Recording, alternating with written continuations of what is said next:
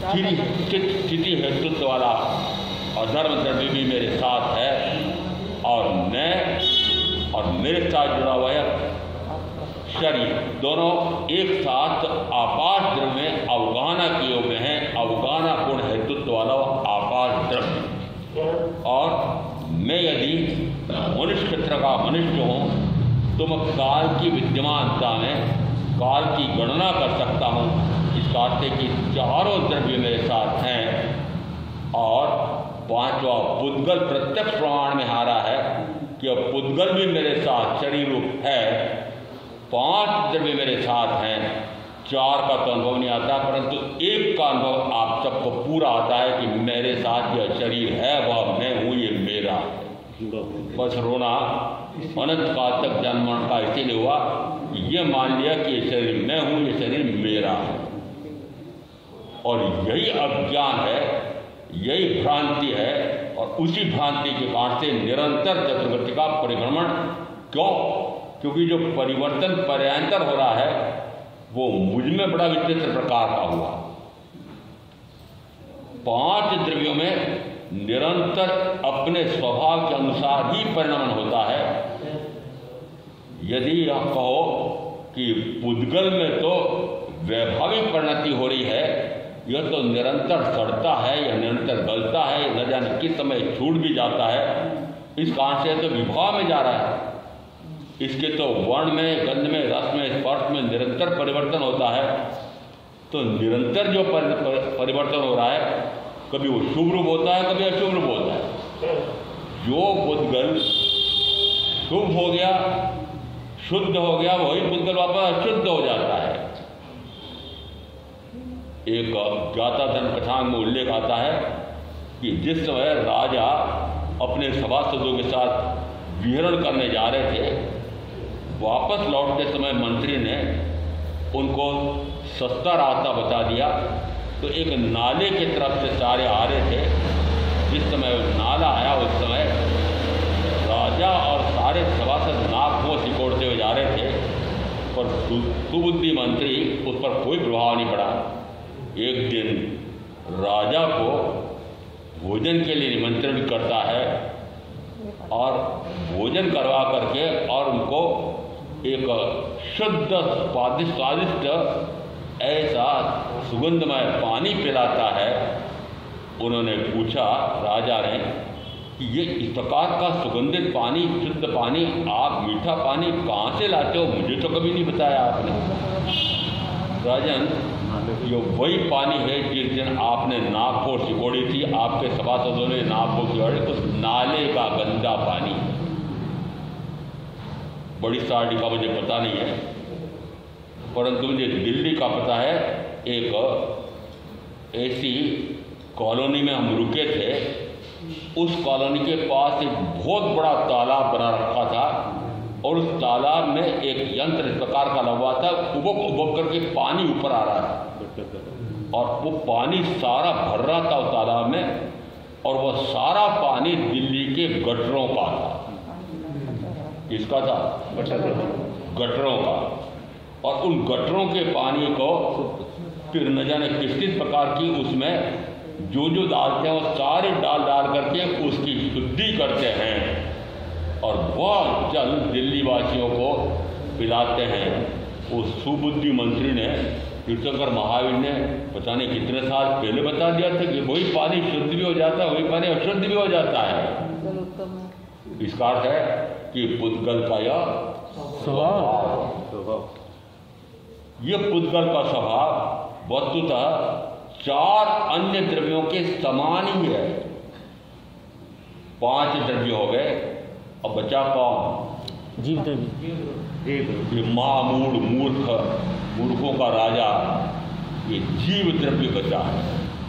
जो उल्टा उल्टा चलता है, यह उल्टा चलता है।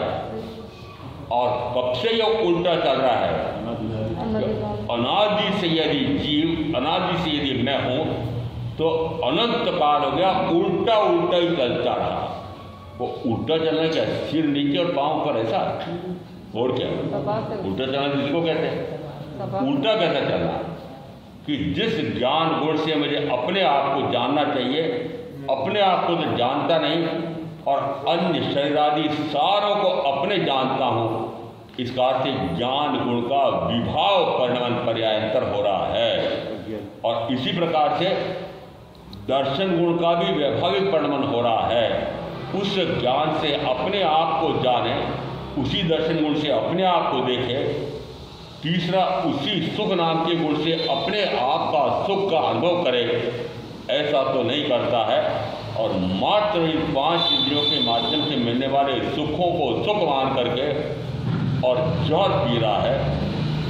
और एक चौथा उपयोग नाम का मेरा गुण है, और उपयोग नाम का गुण कहाँ काम में लेना चाहिए कि जो मैं जानने की देखने का उपयोग नाम रखता हूँ, वो उपयोग निरंतर जिस शरीर आदि को मैंने अपना जाना, जिस शरीर आदि को मैंने अपना देखा, वही वो उपयोग भटकता है।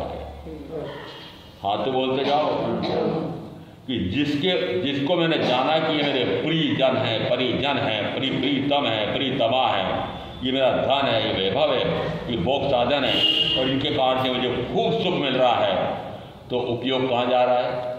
पर में जा रहा है, पर में जा रहा है, उन्हीं पर जा रहा है। यदि उन्हीं पर जा रहा है तो ये जो आपको मिले हुए हैं, ये क्या निरंतर आपके अनुकूल रहते हैं?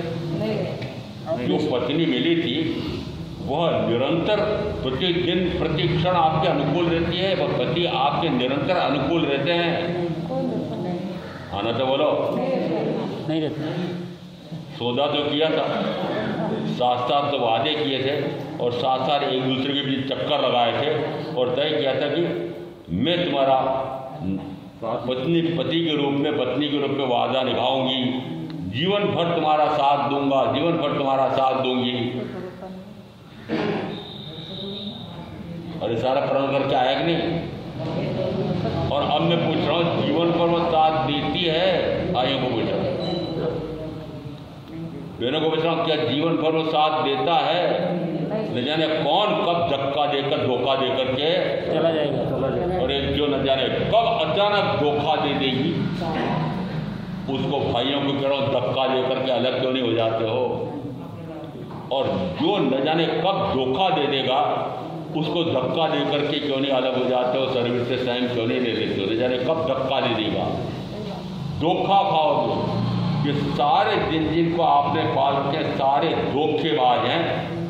और मैं वाणिज्य पढ़ता था पहले, तो उसमें विज्ञापन में आता था वो जो इस प्रकार की ऐसी शुद्ध वस्तुएं बनाते थे, बढ़िया वस्तु बनाते थे, उत्तम गुणवत्ता की वस्तु बनाते थे, उसकी नकल कर देते थे और नकली वस्तु बनाते थे।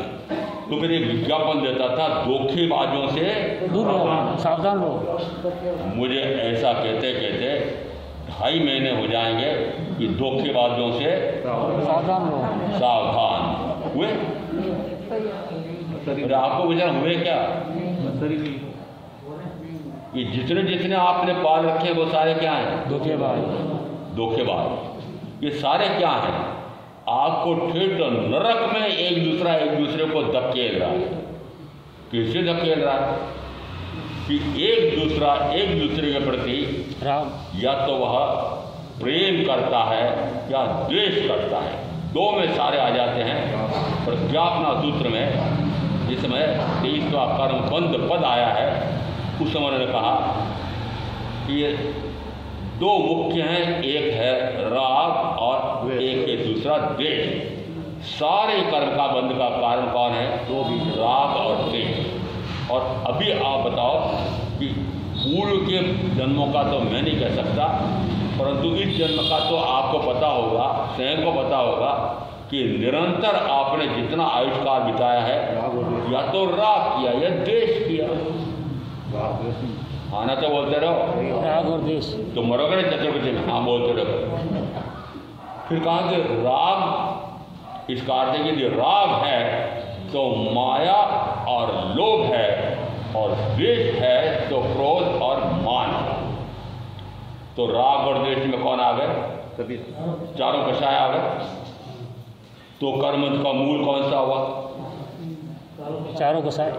कर्म का मूल हुआ अज्ञान पूर्वक किया जाने वाला और राग, अज्ञान पूर्वक किया जाने वाला द्वेष, और इन दो में चार का समावेश हो जाता है।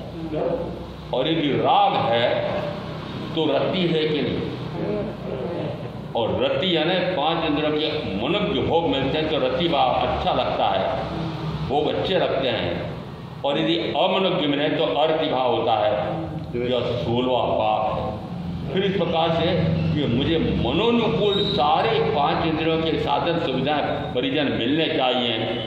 उसके लिए हिंसा, झूठ, चोरी, छल, प्रपंच, कपट, मायाचारी, कर चोरी, न जाने कितना कपटाचरण करके, और फिर आप व्यापार करके, व्यवसाय करके, उद्योग धंधे चला करके जो कार्य कर रहे हो उसके कारण से, जो आरंभ कर रहे हो उसके कारण से फिर परिग्रह जोड़ते हो, और उस परिग्रह के लिए वापस उस परिग्रह का वापस क्या करते हो?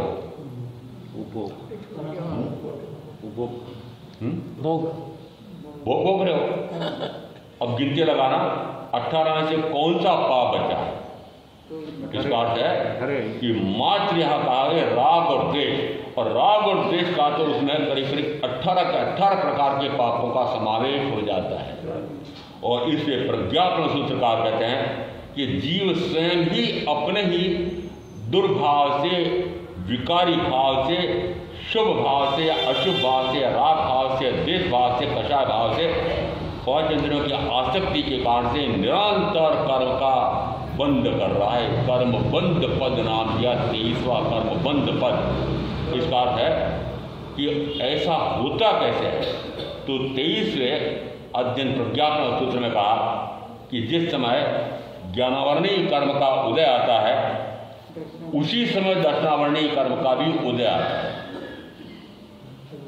जिस समय ज्ञानावरणीय दर्शनावरणीय कर्म का उदय आता है उसी समय दर्शनमोहनीय कर्म का भी उदय आता है, और दर्शनमोहनीय कर्म के कारण से उसको मिथ्या भ्रम हो जाता है, विभ्रम हो जाता है, वह विमोहित हो जाता है, विपरीत बुद्धि कर लेता है, भ्रष्ट बुद्धि, दुष्ट बुद्धि, अंध बुद्धि ऐसा कर लेता है, और ये मान लेता है कि ये शरीर, ये साथी जन, परिजन, धन, वैभव सारे मैं हूँ, ये मेरे हैं। ये हाँ बोलते जाना, ये सारे मेरे हैं, इनसे मुझे सुख मिलता है। हाँ तो बोलते जाओ सारे, इनसे मुझे सुख मिलता है, और यही मेरे लिए सर्वस्व हैं, यही मैं हूँ, यही मेरे हैं, मैं इनका हूँ, ये मेरे हैं। ये वह अज्ञान, और उसी कारण से आया फिर अदर्शन। वह अज्ञान किसके फल से आया कि ज्ञानावरणीय कर्म का वैभाविक परिणाम हुआ। अपने आप को ज्ञान मूल से तो अपना जानता नहीं है, और मेरे साथ संयोगित ऐसे शरीर आदि उन सारों को अपना जानता है, यह अज्ञान।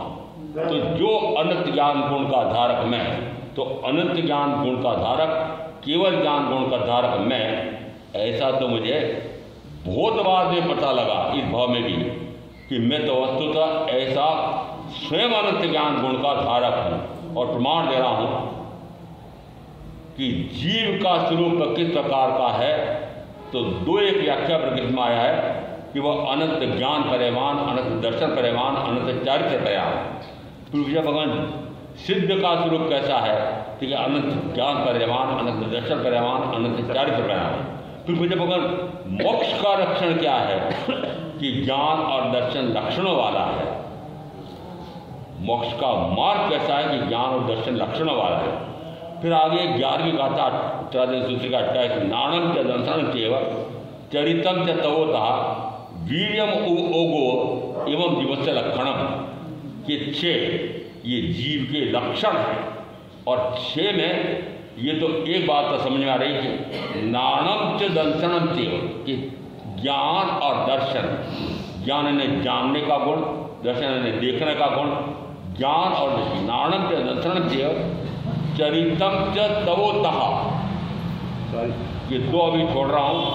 और आगे आया चरितम च तवोतः वीर्यम उपयोग, कि वीर्य और उपयोग 2 और 2 4, वीर्य और उपयोग, ये 4 आपको भी अनुभव आ रहा है कि मैं हूँ, ये मेरे हैं, ये मेरे लक्षण हैं। परंतु बीच में 2 और आ रहे हैं चरितम च तवोतः, चारित्र और तप। चारित्र आत्मा का गुण है। चारित्र तो आपके 5 व्रत रूप, 4 सहायक व्रत रूप, ये 12 प्रकार का चारित्र है।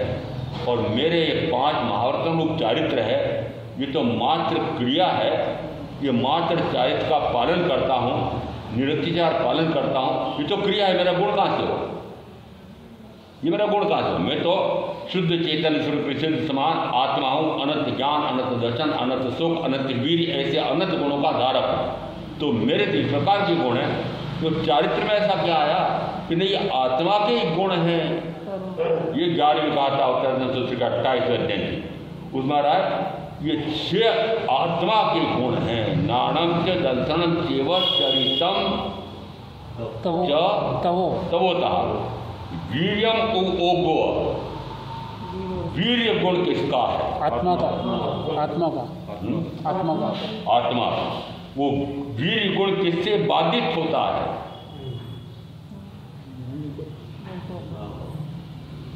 समझो, वीर्य गुण किससे बाधित हो रहा है? ये मेरा ज्ञान गुण ज्ञानावरणी कारण के कारण से आवृत है। ये मेरा दर्शन गुण दर्शनावरणी कारण से आवृत है। मेरा अनंत सुख यह मेरे 5 इंद्रियों के माध्यम से मिलने वाले उस जहर के कारण से दूषित हो रहा है। और मेरा उपयोग नाम का गुण यह निरंतर उस रागी या द्वेषी या 5 इंद्रियों के भोगों में रति या अरति इस प्रकार के भावों में वो मेरा उपयोग निरंतर उन्हीं पर भटक रहा है। इसका अर्थ है कि यह उपयोग बार बार भटक रहा है, जो मेरा स्वयं का गुण है। इसका अर्थ है ये वीर्य गुण और उपयोग गुण आत्मा का होते हुए भी यह आत्मा पर तो स्थिर रहता नहीं है, वह बार बार भटक रहा है। और इस वीर्य गुण के 5 भेद दिए हैं: उत्थान, कर्म, बल, वीर्य और पुरुषाकार पराक्रम। यहाँ पर आगमों के व्याख्याकारों ने क्या भयंकर भूले और व्याख्याकार में दवांगी टीकाकार ऐसे ऐसे विशिष्ट उद्भट विद्वान ज्ञानी आचार्य, और उन्होंने व्याख्या की उत्थान यानी ये शरीर से उठ करके और कुछ काम करो। उत्थान, कर्म, कर्म क्या कि जो कार्य मैं करता हूँ वो सारा कर्म।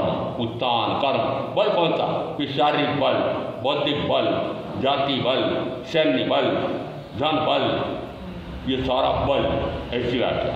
उत्थान कर्म बल, वीर्य, वीर्य कौन सा कि जन्म क्रिया वाला वीर्य गुण, वीरता का लक्षण जिसमें हो वीर्य गुण। और पुरुषाकार पराक्रम कि पुरुष में इस प्रकार का पराक्रम है कि वह इस प्रकार से बड़े बड़े युद्ध लड़ करके उन पर विजय प्राप्त कर लेता है। ये इस प्रकार की व्याख्या 5 प्रकार के इनके उदाहरण के रूप में आए हैं। और अब मैं कह रहा हूँ ये 11वीं गाथा उत्तराधन सूत्र की आ रही है, इसमें कहा ये वीर्य गुण आत्मा का लक्षण है। आत्मा यदि अमूर्त है, और ये जो 5 आ रहे हैं इनकी व्याख्या में क्या आ रहा है कि तो मूर्त क्रिया कर रहे हैं। इसका अर्थ है कि 5 को कहो कि वीर्य गुण को कहो, आपने क्या माना और सूत्र दे रहा हूँ। ये 12 व्याख्या करते में आया है। ये 5 वर्ण, 2 गंध, 5 रस और 4 स्पर्श से रहित है। रहित का क्या अर्थ हुआ? अमूर्त, अमूर्त। इन 5 में ये वर्ण, गंध, रस, स्पर्श नहीं है कि अमूर्त गुण हुए। ये अमूर्त गुण है। व्याख्या कैसे आ गई? व्याख्या उनको मूर्त बता दिया। मूर्त बता दिया। व्याख्या ने क्या मूर्त बता दिया। और अब इस प्रकार के व्याख्याकार उद्भट विद्वान ज्ञान में महाराजा पता नहीं किनके साथ युद्ध लड़ते हो। मैंने कहा हाँ क्या करें, यदि अन्य सूत्रों में इस प्रकार से आया है कि वीर्य गुण आत्मा का गुण है, और अब यहाँ एक नहीं जहाँ जहाँ भी पढ़ते हैं सार में आया है कि यदि 5 प्रकार के अंतराय कहे जाते हैं। अंतराय के भेद कितने दिए? अंतराय कर्म के 5 भेद। हाँ बोलो। दान भोग उपभोग। दान भोग उपभोग। दान भोग उपभोग। भोग उपयोग। दान भोग परिभोग। भोग उपभोग। भोग उपभोग। भोग उपभोग। यदि एक व्यक्ति दान देना चाहता है, दान देने के लिए धन भी है और दान लेने का सुपात्र सामने दिख भी रहा है, परंतु यदि वो दान नहीं दे पाता है, कैसे नहीं दे पाता है कि जैसे ही संघ के 5 विशिष्ट पदाधिकारी आ गए, हमारे यहाँ इस प्रकार का निर्माण, स्थानक का निर्माण चल रहा है, इस कारण से आप चंदा लिखाओ। पिता ने लिखा दिया 50,000। बेटा आया तुरंत, अरे अपनी आर्थिक स्थिति भी ऐसी नहीं कि 50,000 एक साथ दे दो। वो दानांतराय कर्म है। क्या है? दानांतराय कर्म। बेटे को माँ ने भोजन परोसा और उसी समय पिताजी आ गए, और एक काम बहुत जरूरी भूल गया हूँ मैं, पहले वो काम करके आ जा दुकान पे जा। उसी समय माँ बोली, बेचारे के भोजन में अंतराय डाला। भोजन में अंतराय डाला। वर्तमान युग की बेटी एक बढ़िया पोशाक खरीद के लाई, माँ भी साथ गई थी, और जैसे पिता ने देखा, निर्लज्ज कहीं की इस प्रकार की पोशाक पहन रही, वो उपभोग, वह उस बढ़िया वेश, आधुनिक वेश का पहन करके उपभोग करना चाहती है। बाधा कैसे दे दी? पिता ने बाधा दी थी। ऐसे 5 के उदाहरण इस प्रकार से दे करके, और फिर 5 उनको ये पराक्रम, कि वो पराक्रम का, यदि वह इस प्रकार का पराक्रम फोड़ करके ऐसी उपाधियां प्राप्त कर सकता है, इस प्रकार की प्रतिस्पर्धा में वो ऊंचे से ऊंचे पद पर पहुंच सकता है, परंतु इस प्रकार का अमुक व्यक्ति उसमें बाधक बन गया है। वहाँ जो चयन करता बैठे थे वो भ्रष्ट बैठे थे, और इस कारण से वे बाधक बन गए हैं। ऐसे 5 के बारे में अंतराय शब्द आया है, और अंतराय के लिए क्या कहा कि अमुक प्रकार से उनके इस प्रकार से भोग परिभोग उपभोग दान आदि में अंतराय आ गया। और बड़े बड़े साधुओं के मुंह से मैंने सुना है, बहुत बड़ा समारोह हुआ है, और उस समारोह में मास खमाण की तपस्या हुई है, पूरे 365 दिन की तपस्या हुई है, और 10,000 15,000 20,000 जनता इकट्ठी हुई है, और अब बोलने वाले भी बहुत हैं, और साधु महाराज को बोलना है। अब जिस समय साधु महाराज बोलने लगते हैं, आपका भोजन का भी समय हो गया है, भोजन तैयार है, मैं आपके भोजन में अंतराय नहीं डालना चाहता हूँ, और इस प्रवचन का उसको विश्राम देता हूँ, तो मैं आपको भोजन के लिए अंतराय नहीं देना चाहता हूँ। और अब मैं पूछ रहा हूँ कि 11वीं गाथा से हिसाब लगा लेना, 12-5 से भी हिसाब लगा लेना। 5 भेद: उत्थान, कर्म, बल, वीर्य, पुरुषाकार, पराक्रम। इन 5 के लिए 12-5 व्याख्या प्रकट में आया है कि अमूर्त गुण है, आत्मा अमूर्त है, ये आत्मा के अमूर्त गुण है।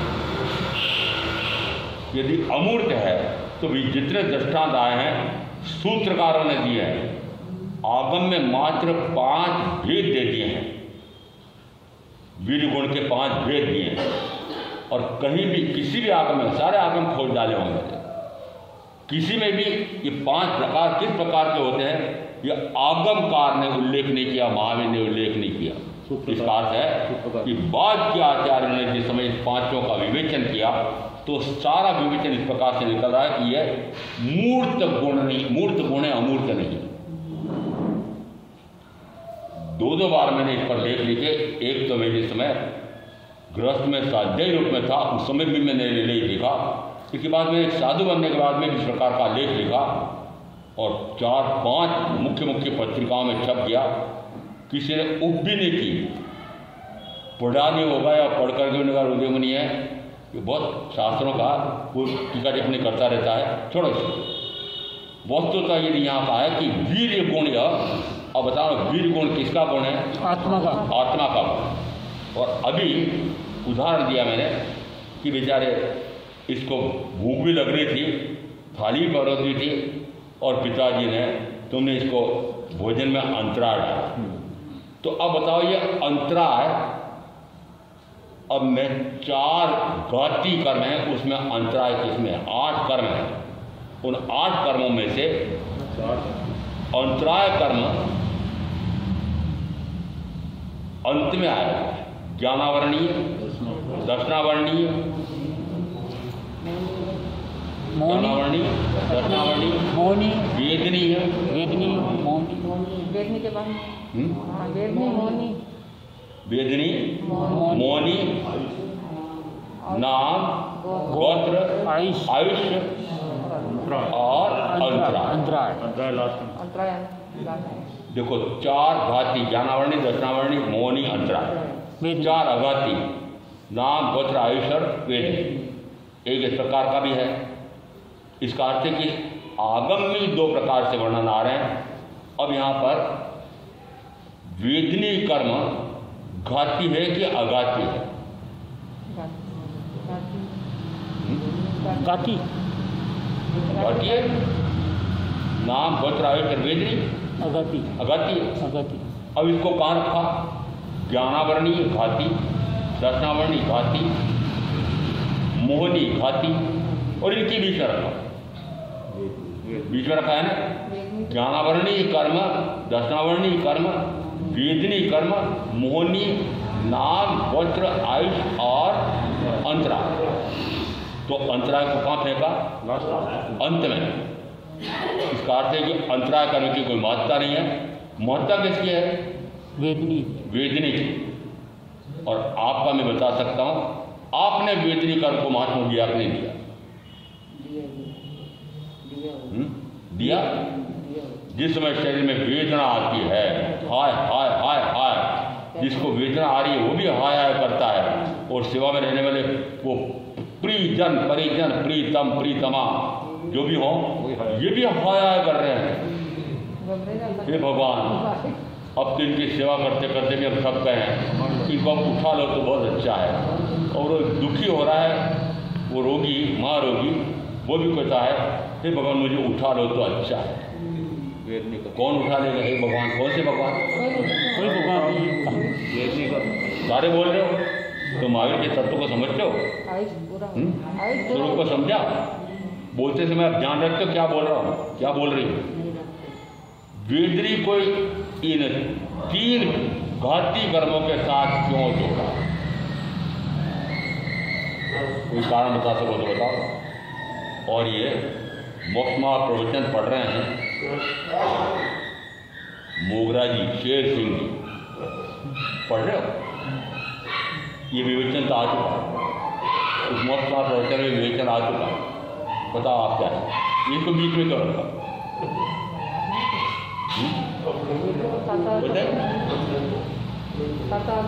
अंधे होकर के पढ़ते हैं, गूंगे बनकर के प्रवचन सुनते हैं। अंधे होकर के पढ़ते हैं और गूंगे बनकर के, मेरे बनकर के प्रवचन में बैठते हैं और गूंगे होकर के मेरे से बोलते हैं। समझ में आ रहा है?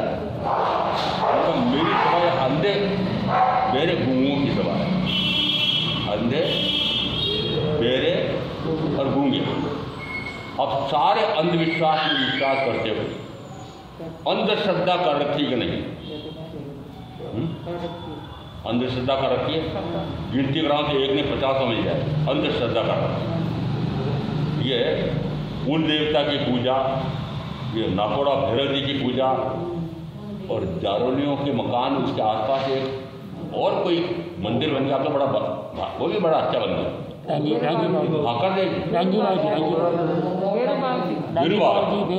भीरूबाल जी का मंदिर बन गया, एक खाकर देव जी का मंदिर बन गया। मैंने देखा बड़ी साइड में जगह जगह इस प्रकार की मंदिरियाँ हो गई है और न जाने कितने प्रकार के देवी देवताओं का स्थापन कर दिया है। और ये सारे जितने जैन कहलाते हैं ये उन्होंने बनवाए हैं और जो जो उनके सामने से वो निकलते हैं तो धोख देते हुए जाते हैं, नमते हुए जाते हैं, माथा झुका के जाते हैं। मुझे पता है माथा झुका के जाते हैं। वो बनवाए किसने? कुदेवादी की श्रद्धा तो क्या तीर्थंकर मेरे परम आराध्य देवादिदेव अरिहंत है, मैं इनको मानता हूँ, ऐसा कहने वाले किसी और इस प्रकार के रागी द्वेषी मिथ्यात्वी देवों को आराध्य मान सकता है? नहीं मान सकता। मान रहे हो? मुझे पता है जारोली भवन, जारोली पोल, और जारोली पोल में एक कंडिया होता था, नहीं कंडिया किसको कहते हैं, वो कंडिया होता था, उसमें सोने की कुछ इस प्रकार की मूर्तियाँ बनी होती थी। यदि कोई नया बच्चे ने जन्म लिया है तो फिर उसमें थोड़ा सा सोना और मिलाया जाता था, सोनार के पास ले जाते थे और मिलाते थे, गीत गाती जाती थी बहनें। और इस प्रकार का वो कंडिया जिसकी देवता की तिथि होती थी उस दिन वो निकाला जाता था, और पहले घर को गोबर से लीपा जाता था गाय के, फिर गोमूत्र से छिड़का जाता था, फिर बहनें गीत गाती थी उन देवी देवता का आह्वान करने के लिए। किसके गीत गाती थी? जो मेरे घर के देवी देवता हुए हैं, घर के देवी देवता हुए हैं, कोई सांप की योनि में है, कोई भूत की योनि में है, कोई डाकिनी की योनि में है, उन सबका आह्वान करती, उनका आह्वान करती मैंने गीत गाकर। और जिस समय आह्वान करती है धूप लगती रहती है, और उस समय किसी पुरुष के शरीर में वो प्रवेश करते हैं, किसी स्त्री के शरीर में वो प्रवेश करती है और धूम बच जाती है, और सारे बड़े प्रसन्न होकर के हाँ मेरा फल बताओ, मेरा ये ऐसा ऐसा हो गया, उसका फल बताओ, ये सारा पूछते थे, धोख लगते थे। जिस समय मैंने तो समझा नहीं था, बच्चा था या समझ नहीं थी, उस समय मैं भी ऐसा करता था, जिसमें स्वाध्याय हो गया था। उसके बाद फिर प्रकार का रात्रि जी का और लगा था, और उस समय मैं रात्रि जी को उसमें सम्मिलित नहीं हुआ, बाहर बैठा रहा। उस समय मेरी बड़ी बहनें थी, तो अंदर जाके धोख लगना। फिर जिसको वो देवता आते थे, वो धर्मचंद जी थे, मैंने क्या धोख लगने के लिए यही समझते रहते कि तेरे बड़े भाई हैं। मैंने कहा उनके देवता चले जाएंगे, उनके शरीर में से बाहर आएंगे, तब उनको देख दे दूंगा, अभी नहीं दूंगा। इसीलिए तो दुखी रहता है, इसीलिए तो दुखी रहता है। किसने बोला? फिर अपने घर के देवी देवता है, इसको नहीं मानता है, तो इसीलिए तो दुखी रहता है। और अब मैं कह रहा हूँ कि आप सारे भाई बहन क्या इस प्रकार के कुदेवादी की मान्यता करते हो कि नहीं? और जो कुदेवादी को मानता है वो सुदेव तीर्थंकर अरिहंत परमात्मा को अपना देव मानता है, ऐसा माना जाएगा? कुदेवादी की भी मान्यता करे और सुदेव तीर्थंकर अरिहंत परमात्मा की मान्यता करे, दोनों एक साथ कैसे हो सकता है? दोनों एक साथ नहीं हो सकता। जिसने देव मरे अरिहंत ऐसा मान लिया हो, वह और किसी भी रागी द्वेषी देवी देवता को मान नहीं सकता है, धोख नहीं रख सकता है, मंदिर नहीं बनवा सकता है, मंदिर का पूजन नहीं कर सकता है। मैं जिस समय ये इधर से निकलता हूँ तो मिर्जा गली आती है, और वहाँ पर बहुत बड़ा मंदिर, ऐसा भव्य मंदिर मैंने अभी देखा था, क्या समारोह हुआ था, और समारोह के उपलक्ष्य में फिर प्रतिबोध हुआ था, और बड़ी साड़ी के सारे ये जैनी लोग भोजन जीमने गए थे। बोले बोल रहा हूँ आप ये क्या हो रहा है? इसका अर्थ है यदि ये 5 देश जो वीर गुण के आए हैं, और वीर गुण में मैंने अभी कहा, एक प्रमाण से मैंने अभी दिया है कि वीर गुण यह गाती कर्म है, ज्ञानावरणीय, दर्शनावरणीय, मोहनीय, अंतरा, गाती कर्म है, गाती कर्म है। और उसके कारण से मेरा उपयोग पर पदार्थ में जा रहा है, स्व पर स्थिर नहीं हो रहा है। ऐसे इस मेरे स्वयं के ऐसे गुण को हानि पहुंचाने वाला उसको फिर आगमकारों ने 8वें क्रम पर रखा, और वेदनीय कर्म जो अगाती है उसको गाती के बीच में रखा। तो कोई न कोई कारण तो होना चाहिए। किस प्रकार कहो, महावीर कहो, ऐसा तो कर नहीं सकते, बिना कारण तो हो नहीं सकता। तो अब मैं पूछ रहा हूँ कि वेदनी को गाती के बीच में क्यों रखा और अंतराय कर्म को अंत में क्यों फेंका? वो अगाती है नहीं गाती है, वो आयुष के साथ। जिस समय साता वेदनी कर्म का उदय आता है उस समय आप क्या करें? साता वेदनी कर्म के उदय से मन चाहा अनचाहा छप्पड़ फाड़ करके कितना धन बरसने लगता है। ये जितने आजकल के, अब तो थोड़ी सी बदल गई थोड़ी बहुत ऊपर से, परंतु जितने प्रकार के मंत्री होते थे, अरे मंत्री जिस समय सांसद बना था, मंत्री बना था, ये टटमुंजा इसके पास तो कुछ भी नहीं था और इसके पास ये करोड़ों अरबों रुपये का धन कहाँ से आ गया? तो मैंने सुना था कि कोई छप्पड़ फाड़ करके डाल जाता था। वो छप्पड़ फाड़ के डालना किसको कहते? मैं तो देश की सेविका हूँ, मैं तो देश का सेवक हूँ। तो मैंने कहा देश का सेवक है, सेविका है, क्या है? करोड़ों रुपए का धन कहाँ से आ गया इनके पास? अरबों रुपए का। इसका अर्थ है कि जिस समय साता वेदनी कर्म के उदय के कारण से इस प्रकार की सत्ता मिल गई, उस सत्ता का उपयोग करके, दुरुपयोग करके इस प्रकार का धन मिल गया, तो इस साता वेदनी कर्म के कारण से कितने कर्म का बंध?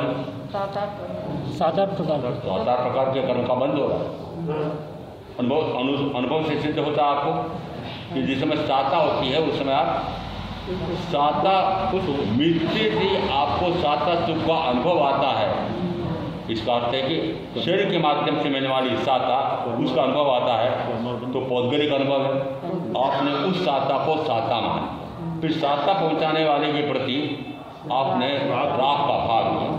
यदि असाता वेदनी कर्म का उदय आ गया, कोई दुखी करने वाला आ गया, प्राकृतिक रूप से कोई दुख आ गया, प्राकृतिक प्रकोप से कोई दुख आ गया, उस दुख का अनुभव करके और रोते सीखते हो, हाया करते हो, आज्ञा रोतिजान करते हो, हिंजरते हो, हाँ तो बोलते जाओ सही है हिंजरते हो।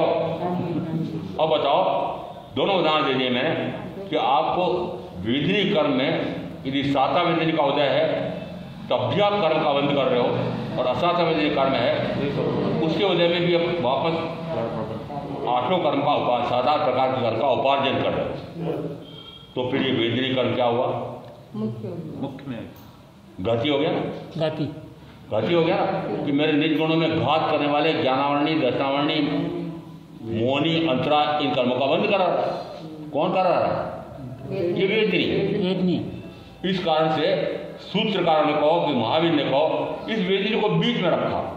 और अब मैं वापस उन्हीं सूत्रकारों में से महावीर का लेता हूँ, होने वाले 24 के 24 तीर्थंकरों का लेता हूँ कि जिस समय 24 के 24 होने वाले वर्तमान के हुए ये तीर्थंकर, उनको पूर्व के साता वेदनी के कर्म के कारण से कितना सुख मिला, साधन मिले कि 24 के 24 राजा हैं। श्वेतांबर परंपरा के अनुसार एक मल्लीनाथ जी स्त्री हैं, और इन 24 में से 3 चक्रवर्ती हैं, और हमारी मान्यता के अनुसार ये महावीर मात्र राजकुमार है, राजा नहीं, राजकुमार। इसका अर्थ है कि चाहे राजकुमार हो न चाहे मल्लीनाथ परमात्मा मात्र राजकुमारी हो, परंतु फिर भी पूर्व के साता वेदनी कर्म के उदय से उनको इतनी साता प्राप्त हुई थी, सब कुछ सिद्ध हो गया। श्रीखंड का राज्य 64,000 अप्सरा जैसी रानियों का भोग मिल रहा है, साता का उदय था। और अब आप सब निर्णय करके बताओ मुझे कि उस साता वेदनी कर्म के उदय के कारण से पुनः उनके 7 प्रकार के कर्म का बंद हुआ, उन्होंने साता सुख का अनुभव किया था क्या? नहीं किया, छोड़ दिया। तो सिद्ध क्या हो रहा? सिद्ध क्या हो रहा कि इन्होंने सिद्ध किया है। किसने सिद्ध किया है? कि तीर्थंकर महावीर जैसा ने सिद्ध किया है, महावीर ने सिद्ध किया है कि वेदनी कर्म ये घाती नहीं, सिद्ध कर दिया उन्होंने स्वयं ने। कुछ वेदनी कर्म के, साता वेदनी कर्म के उदय में भी उन्होंने इस प्रकार से कोई भी सुख का अनुभव करके, मजा ले करके वापस 7 प्रकार के कर्म का उपार्जन नहीं किया, तो सिद्ध हो गया कि साता वेदनी कर्म पुनः 7 प्रकार के कर्म का उपार्जन नहीं करा था।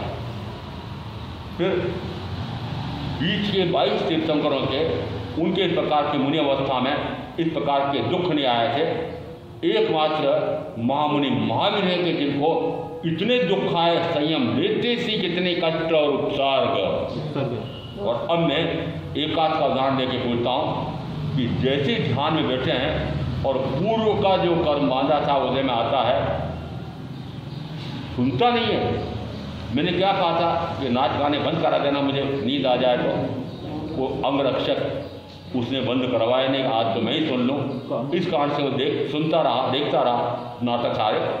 जैसे राजा की नींद खुली, उनका अभिषेक ने बंद नहीं कराया, दुष्ट कहीं का सुना नहीं चला।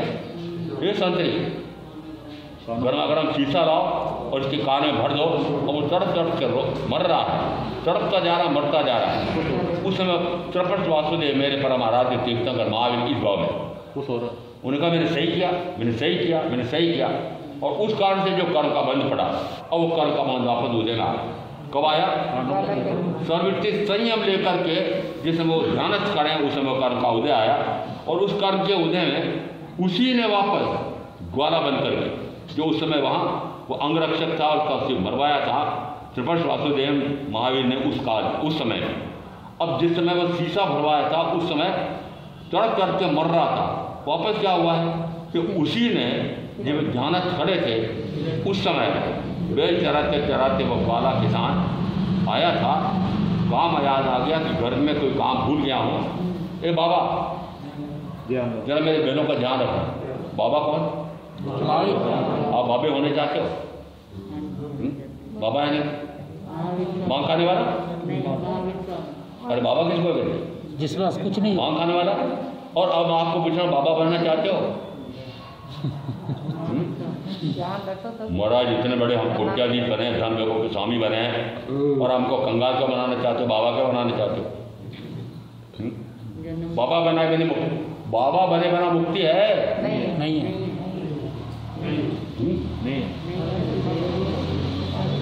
आना तो बोलो। बाबा है ना अकिंचन्य, दीन दुखी, माँ दुखी, कुछ भी नहीं पास में, अकिंचन्य। भोजन लो तो पात्रा भी नहीं, कपड़े लेस मात्र नहीं, कुछ भी नहीं, कंगाल। कौन? महावीर। और कंगाल महामुनि महावीर के करोड़पति, अरबपति, खरबपति शावक। वो शावक है वो। अरे गुरु यदि कंगाल है, शिष्य कैसा होगा? शिष्य मेरा जैसे कंगाल ही होगा। आप उनके शिष्य हो क्या? महावीर का अनुयायी हो? नहीं हो? इतना धन व्यापक कब्जा करके बेटा पंजा जमा कर।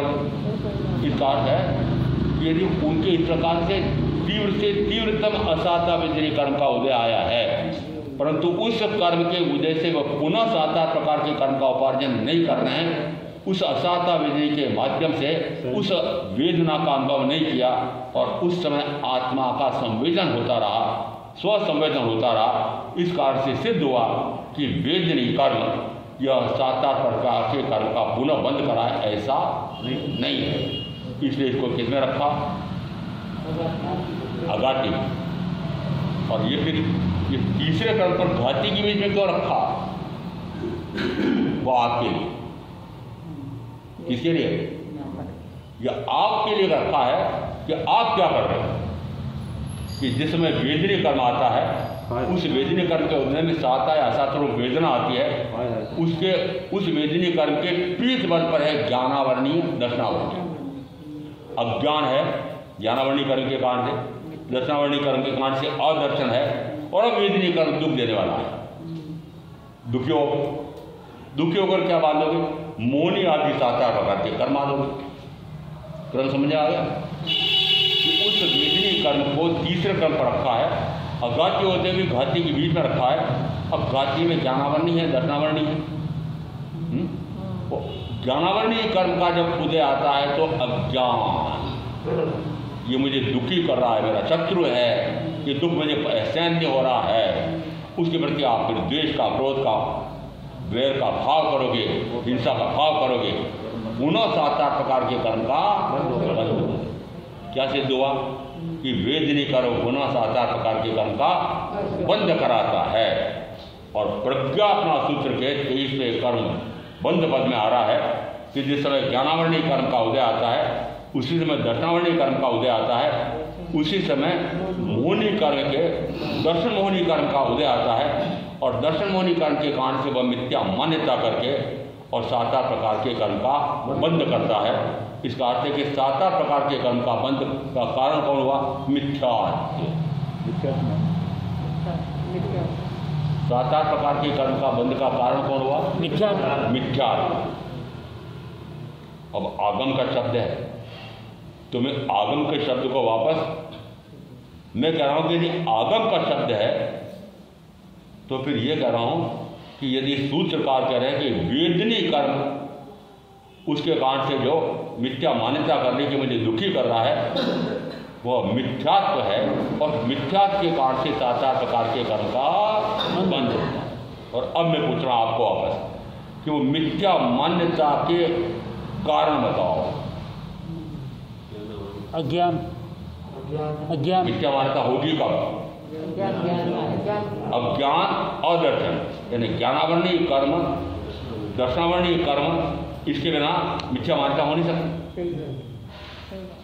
यदि ज्ञानावरणी कर्म का क्षयक्षम कर दे या क्षय कर दे, दर्शनावरणी कर्म का क्षयक्षम कर दे, क्षय कर दे, तो बताओ फिर ये मोहनी कर्म का वेदनी दर्शन मोहनी टिकेगा?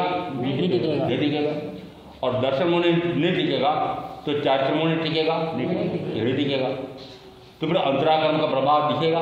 नहीं दिखेगा। क्या नहीं दिखेगा? इसका अर्थ है मुख्यतः कैसी हुई?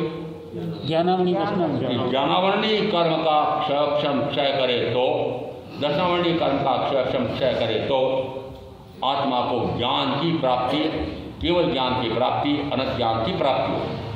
उसी प्रकार से वह दर्शनावरणी कर्म का क्षय करे तो अनंत दर्शन की, केवल दर्शन की प्राप्ति होगी। और अब मैं मिला रहा हूं जहां से मैंने प्रारंभ किया था कि मोक्ष मार्ग के दर्शन में ज्ञान और दर्शन है? यहां सिद्ध क्या किया मैंने कि आत्मा का स्वयं का गुण भी ज्ञान और दर्शन लक्षणों वाला है, सिद्ध का गुण भी ज्ञान और दर्शन लक्षणों वाला है। और क्या निकल रहा है? यदि महत्व किसका हुआ फिर ज्ञान और दर्शन का, मुख्यतः किसके है? ज्ञान दर्शन। यदि ज्ञानावरणी कर्म का उदय आता है तो दर्शनावरणी कर्म का भी उदय आता है, तो दर्शनमोहनी कर्म का भी उदय आता है, तो मिथ्यात्व के कारण 8 कर्म का उपार्जन करता है। अब ये तो उल्टा है, ये तो उल्टा है, उल्टा करो। यदि ज्ञानावरणी कर्म का क्षयक्षम या क्षय करे तो दर्शनावरणी कर्म का भी क्षयक्षम क्षय करे, होगा ही होगा। केवल ज्ञान, केवल दर्शन प्रकट हुआ, दोनों एक साथ बोलते हो? अकेला केवल ज्ञान होता है? नहीं होता है। दोनों एक साथ होते हैं? दोनों साथ। इसका अर्थ है कि जिस समय केवल ज्ञान होता है उसी समय ज्ञानावरणी कर्म का क्षय होने से केवल ज्ञान हुआ, उसी समय दर्शनावरणी कर्म का भी क्षय होगा। ये मैं किस अपेक्षा से निकाला कि इसी प्रज्ञापना के 23वें कर्मपद में पद आया है कि ज्ञानावरणी कर्म के उदय में दर्शनावरणी कर्म का उदय आता है और ज्ञानावरणी दर्शनावरणी कर्म के उदय में दर्शन मोहनी का एक भेद उसका उदय आता है और जी मिथ्या मान्यता करता है। और मिथ्या मान्यता उसके कारण से पुनः 7 प्रकार के कर्म का बंद करता है। अब बताओ मिथ्या मान्यता का मूल कारण कौन? अज्ञान। अज्ञान और दर्शन। तो मूल फिर ज्ञानावरणी हुआ, दर्शनावरणी हुआ, मूल मिथ्यात्व नहीं हुआ, क्योंकि मिथ्यात्व के पीछे पीठ बल किसका है? अज्ञान का। ज्ञानावरणी दर्शनावरणी का। और फिर वह आगे बल किसका है? मोहनी का। तो ज्ञानावरणी दर्शनावरणी कर्म के उदय में जिस समय वेदनी कर्म का उदय आता है पुनः वह मोहनी आदि 7 प्रकार के कर्म का बंद करता है। बड़ा इतनी वार्ता बच्ची आपने क्यों कि 1 घंटा लगाया फालतू? क्यों कि बताओ क्यों कि? समझाओ क्या समझाया कि कर्म का बंद कैसे होता है। और सूत्रकार पहले अध्ययन में पहली गाथा कहता है बंद का स्वरूप जान किसका स्वरूप जान? बंध का स्वरूप जान, और बंध के स्वरूप को जानकर बंध से पूर्णतः परे होकर के और कर्म का क्षय कर। बंध किससे होगा? आत्मा के विकारी भावों से। तो विकारी भाव क्यों होते हैं ये बता दिए। ज्ञानावनी दर्शनावनी। यदि ज्ञानावरणी दर्शनावरणी कर्म के कारण से फिर वेदनी कर्म का उदय आता है, उस समय शुभ या अशुभ विकारी भाव होता है। उस विकारी भाव के कारण से वापस चारित्र मोहनी में इस प्रकार के विकारी भाव होकर के और 7-8 प्रकार के कर्म का बंध होता है। यदि ये पक्का हो गया हो, ये ज्ञात हो गया हो कि कर्म के आने का कारण कौन है, तो निवारण मिल गया क्या, उपाय मिल गया क्या? ज्ञान दर्शन, ज्ञानावनी दर्शन। यदि ये पक्का हो गया कि ये कर्म के आने का कारण कौन है, ये पता लग गया, तो बताओ मोक्ष का मार्ग समझ में आ जाएगा? क्या आएगा? यदि इन कारणों से कर्म का आना हो रहा है तो फिर मैं क्या करूं? ज्ञानावनी दर्शनावनी के कि वो कारण होने नहीं दूं, वो कारण तो मैं ही बन रहा हूं। ये कर्म का कर्ता भी मैं, कर्म का फल आता है तो उसका भोक्ता भी मैं। परंतु तीर्थंकर महावीर मात्र ये नहीं कहते। महावीर कहते हैं यह कर्म का कर्ता हो ही नहीं सकता है, क्योंकि कर्म पुद्गल है और मैं चेतन, तो चेतन पौद्गलिक कार्य कैसे कर सकता है? चेतन भाव पढ़ने में जड़ भावी जड़ पढ़ने में चेतन भाव कोई पलटे नहीं, छोड़ी आप सभा। तो यदि मैं चेतन हूँ तो चैतन्य स्वरूपी आत्मा निरंतर अपने ज्ञान गुण, अपने दर्शन गुण उसमें विहरण करेगा, अपने स्वयं के सुख में विहरण करेगा, अपने वीर गुण में विहरण करेगा, निरंतर अपने आप को जानना, निरंतर अपने आप को देखना, निरंतर अपने आप के सुख में विहरण करना और निरंतर अपने उपयोग नाम के गुण को अपने आप पर स्थिर करना। ऐसा जिसमें होता है उसमें कहा जाता है बाहर में 4 घाती कर्म क्षीण होते हुए दिखाई देते हैं। करना नहीं है, करना क्या है? करना कुछ नहीं करना है, मात्र अपने ही ज्ञान गुण से अपने आप का जानना, अपने दर्शन गुण से अपने आप को देखना, अपने आप के स्वयं के सुख का ही अनुभव करना, 5 इंद्रियों के माध्यम से मिलने वाले जड़ का बेस्वाद छोड़ देना। बेस्वाद क्या उपदेश दे रहे हो? अरे बेबी में मुझे उपदेश दे रहे हो क्या? तो अभी जो बोले कि बेस्वाद छोड़ देना, मैं तो छोड़ दिए। अरे आपको पूछ रहा, आप छोड़ना चाहते हो क्या?